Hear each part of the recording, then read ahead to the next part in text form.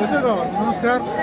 आज आम्ही या राजाभाऊ टूर करताना आलेलो आहोत आणि आपल्या श्री केदारनाथचं दर्शन घेत आहोत. पण येताना अत्यंत अडचणी आल्या, पण राजाभाऊंनी त्यावर मात करून आज आम्हाला दर्शन घडवलेलं आहे. आणि फक्त आमचं दर्शन हे 5 मिनिटातच झालेलं आहे. त्याच्यामुळे आम्ही राजाभाऊचे सुद्धा आभार मानतो आणि भगवंत तसे म्हणाले. सर तळेकर सर कसे आहात? आज अतिशय उत्तम आहे आणि खरं पाहिलं तरी दर्शन होणार नाही, घडणार नाही असं समजून मी परत आपल्या पर्णकुटीवर गेलो होतो. पुन्हा राजाभाऊनी आणि या सर्वांनी आग्रह केला, पूजानी आणि यादव काकांनी, आणि मला घेऊन आले. खरोखर मी त्यांचा अतिशय ऋणी आहे. आणि केदारनाथाची दर्शनाची जी संधी मला त्यांनी मिळवून दिली राजेभाऊनी आणि इतर सर्वांनी, त्याबद्दल मी सर्वांचे हार्दिक आभार व्यक्त करतो. धन्यवाद. धन्यवाद सर. पूजा कसं आहे?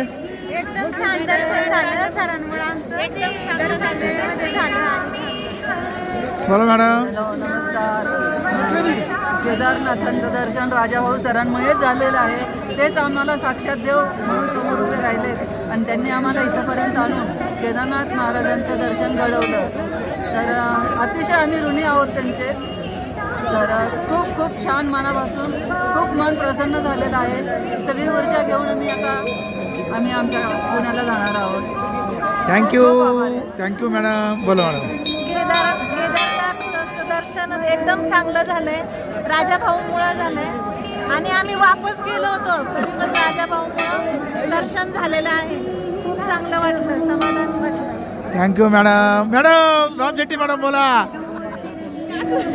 सर्वांचे आभार आहे आणि राजाभाऊंनी मला भावासारखा आहे म्हणून मी त्यांच्यासाठी खूप प्रयत्न केले. त्यांनी मला प्रत्येक ह्याच्यात सर्व दर्शन व्यवस्थित केले आणि ते सर येणार नव्हते, त्यांनी तिथूनच परत जायचं म्हणजे परत होता तरी मी त्याला काय होत नाही म्हणून मी त्यांना भावासाठी मी घेऊन आले.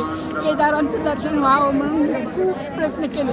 माझे मित्र याला पूर आला होता, महापूर, त्यांनी परत आले. माझी इच्छा एकच होती की आपण आपल्या पतीचे, मुलाचे, सुनांचे, नातवांचे, माझे सगळ्यांचे नमस्कार, केदारनाथाकडे नमस्कार करायला मी इथं आले. तुमच्यामुळे शक्य झालं. थँक्यू.